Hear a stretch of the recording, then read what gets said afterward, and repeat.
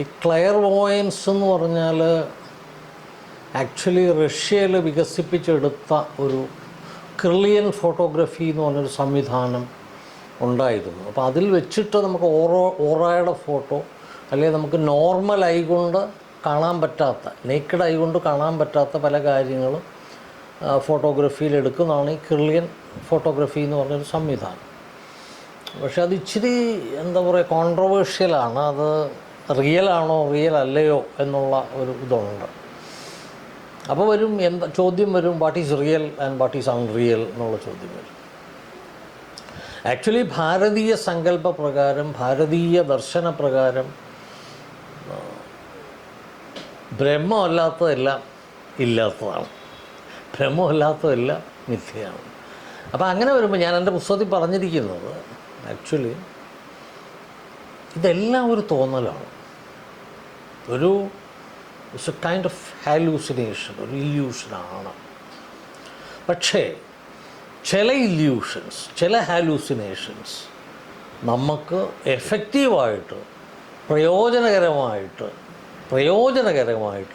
നമുക്ക് യൂസ് ചെയ്യാൻ പറ്റും, അപ്ലൈ ചെയ്യാൻ പറ്റും. ഇപ്പോൾ തന്നെ ഞാനൊരു ഉദാഹരണം പറഞ്ഞാൽ, ഇപ്പോൾ ആൻറ്റിബയോട്ടിക് നമ്മൾ കഴിച്ചു കഴിയുമ്പോൾ ആൻറ്റിബോഡീസ് ഉണ്ടാവും, ഒരു ഫൈറ്റ് നമ്മുടെ ഇതിലുണ്ടാവും. പക്ഷേ that fight is recommendable, advocatable and we are subscribing to it. അപ്പോൾ അത്തരത്തിൽ അതൊരു ഫൈറ്റാണെങ്കിലും അതൊരു body natural violence in the body ഉണ്ടാക്കുമെങ്കിലും we welcome it, we entertain അല്ല, എന്നാലും നമുക്കതൊരു ബുദ്ധിമുട്ടുണ്ടാക്കുന്നില്ല, കാരണം വി ആർ ക്യൂർഡ് എന്ന് പറഞ്ഞ പോലെയാണ് ഈ ഒരു. കാരണം റേക്കി എന്ന് പറയുന്നത് ദർശനങ്ങളുമായിട്ട് ബന്ധപ്പെട്ടതാണ്, അല്ലാതെ കൂടുതലും സയൻസിനേക്കാളും ദർശനങ്ങളുമായിട്ട് ബന്ധപ്പെട്ടതാണ് റേക്കി എന്ന് പറയുന്നത്. അതുകൊണ്ടാണ് പലപ്പോഴും റേക്കിയിലെ പല എക്സ്പീരിയൻസസും അനുഭൂതികളും നമുക്കൊരു പ്രായോഗിക ശാസ്ത്രത്തിൻ്റെ വെളിച്ചത്തിൽ നമുക്ക് വിശദീകരിക്കാൻ പറ്റാത്ത, അതുകൊണ്ടാണ്. അപ്പോൾ അത്തരത്തിലുള്ളൊരു കാര്യമാണ് ആക്ച്വലി ഈ ക്ലെയർവോയൻസ് എന്ന് പറയുന്നത്. ഓഫ് കോഴ്സ് ഇപ്പോൾ എൻ്റെ മാസ്റ്റർ തന്നെ, ഇപ്പോൾ വില്യം ലിറാൻ്റെ അവൻ്റെ മാസ്റ്റേഴ്സ് അവർക്ക് കാണാമായിരുന്നു. പക്ഷെ അവരതിനെ ഒരു ഒരു ഒരു ഒരു ബിസിനസ്സായിട്ട് ഡെവലപ്പ് ചെയ്തില്ല.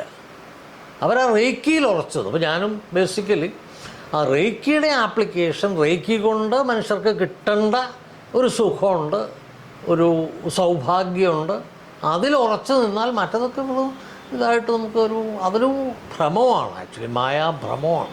അതിൽ ഭ്രമിച്ചു പോയാൽ നമ്മൾ അതിൻ്റെ പുറകെ പോവുകയും അത്തരത്തിലുള്ള കാര്യങ്ങളിൽ നമ്മൾ ഇടപെടുകയും ചെയ്യുമ്പോൾ it's A kind of magic, it's A kind of വേറൊരു ഡയമെൻഷൻ അത് കൈവരിക്കുക. അത് കൈവരിക്കാതിരിക്കാൻ വേണ്ടിയാണ് ഇപ്പം ഞങ്ങളെപ്പോലുള്ളവർ സത്യത്തിൽ ഇത്തരത്തിലുള്ള കാര്യങ്ങൾ വളരെ സെക്യുലറായിട്ട്, വളരെ അതിൻ്റെ ഒരു പ്രായോഗികതയുണ്ട്. ഒക്കൾട്ട് സയൻസിന് അതിൻ്റെ ഒരു ശാസ്ത്രീയതയുണ്ട്. ആ ശാസ്ത്രീയതയിൽ നിന്നുകൊണ്ടാണ് നമ്മൾ ഇത്തരം കാര്യങ്ങൾ ചെയ്യുന്നത്. ഇപ്പോൾ തന്ത്രഹാസ്യ നമ്മൾ സയൻസ് എന്നുള്ള അർത്ഥത്തിൽ പറയാൻ പറ്റില്ലെങ്കിലും ഇപ്പോൾ തന്ത്രയ്ക്ക് അതിൻ്റേതായ ചില നിയമങ്ങളും ചിട്ടവട്ടങ്ങളും, ഒരുപക്ഷെ ശാസ്ത്രീയത എന്ന് നമ്മൾ വിളിക്കുന്ന സയൻറ്റിഫിക്, ഇപ്പം നമ്മുടെ കൂടെ ഒരു സയൻറ്റിസ്റ്റ് ഉണ്ട് എന്ന് പറഞ്ഞാൽ